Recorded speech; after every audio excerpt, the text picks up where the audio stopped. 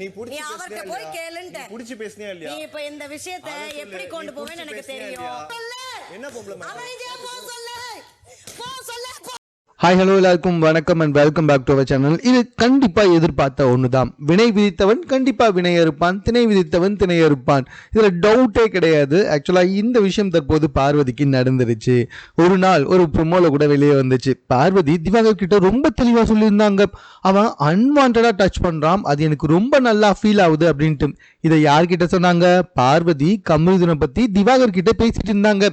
இப்போ கமருதீனுக்கும் திவாகருக்கும் சண்டை வரும்போது திவாகர் அந்த விஷயத்த உளறிட்டாரு. நீ பார்வதி கிட்ட எப்படி நடந்துகிட்ட அப்படின்றது இந்த உலகத்துக்கே தெரியும், பார்வதி கிட்ட என்னெல்லாம் பண்ணுன்றது தெரியும் அப்படின்னு சொல்லி பார்வதி விஷயத்த உள்ள எடுத்துட்டு வந்த உடனே எதுவுமே புரியாம எப்பவுமே கொஞ்சம் குழம்பி இருக்க கமருதீனுக்கு இது ஓப்பனா தெளிவாகவே புரிஞ்சிடுச்சு.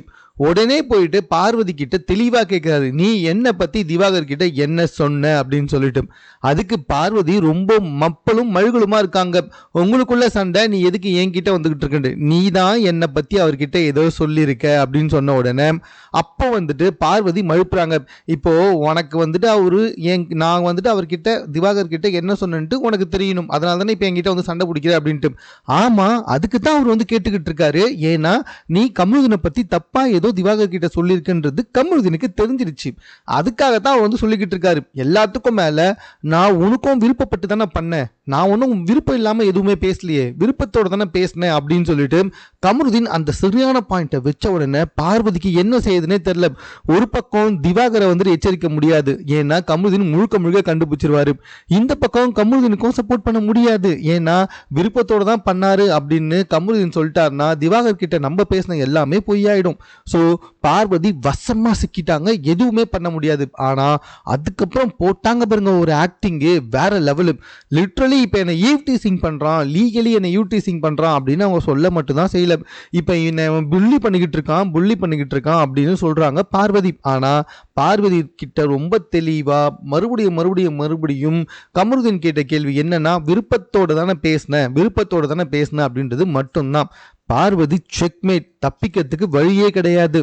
செம்மையா ஒரு ஆக்டிங் போட்டாகணும்னு சொல்லி வாட்டர் பாட்டில தூக்கி எரிஞ்சி முடிய புச்சி பிரிஞ்சுக்கிட்டு கத்திக்கிட்டு ஓடுறாங்க. நிறுத்த சொல்லு, ரெண்டு பேர் பேசுறதையும், அதாவது திவாகர் பேசுறதையும் நிறுத்தணும், இந்த சைடு கமருதீன் பேசுறதையும் நிறுத்தணும். அப்பதான் அவங்களுடைய எச்சத்தனம் வெளியே வராம இருக்கும். ஆனா ரெண்டு பேருமே பேசிக்கிட்டே இருந்ததுனால பார்வதியால ஒண்ணுமே பண்ண முடியல. அவனை நிறுத்த சொல்லு அப்படின்னு சொல்லிட்டு கமருதீனை ஒரு பக்கம் கத்துறாங்க, இன்னொரு பக்கம் போயிட்டு நம்ம வாட்டர்மெலன் சாக்கிட்ட நான் என்ன பேசணுன்றது எனக்கு தெரியும், எதை எக்ஸ்போஸ் பண்ணுன்றது எனக்கு தெரியும், நான் எனக்காக உன்னை பேசவே சொல்லலை அப்படின்னு பயங்கரமா வாட்டர்மெலன் ஸ்டாரையும் பயங்கரமா கத்திக்கிட்டு இருக்காங்க. ஸோ கமருதீன் வாயை திறந்தா பார்வதி காலி, அதே மாதிரி வாட்டர்மெலன் வாயை திறந்தாலும் பார்வதி காலி. இதுக்குத்தான் சொல்றது, எப்ப பார்த்தாலும் யாரை பத்தியாவது தப்பாவே பேசிக்கிட்டு உக்காந்துட்டே இருந்தா அந்த வார்த்தைகள் எல்லாம் திரும்பி அவங்களுக்கே வரும்னு சொல்லுவாங்க. அது முழுக்க பார்வதி விஷயத்துல உண்மையாயிடுச்சு. என்ன பண்றதுனே தெரியாம முடிய பிச்சுக்கிட்டு பெட்ரூம்குள்ள போய் உக்காந்து கடுப்பாகி உக்காந்துக்கிட்டு இருக்காங்க பார்வதி. ஸோ பார்வதியோடைய ஒட்டுமொத்த நாடகமும் வெளிச்சத்துக்கு வந்துடுச்சு.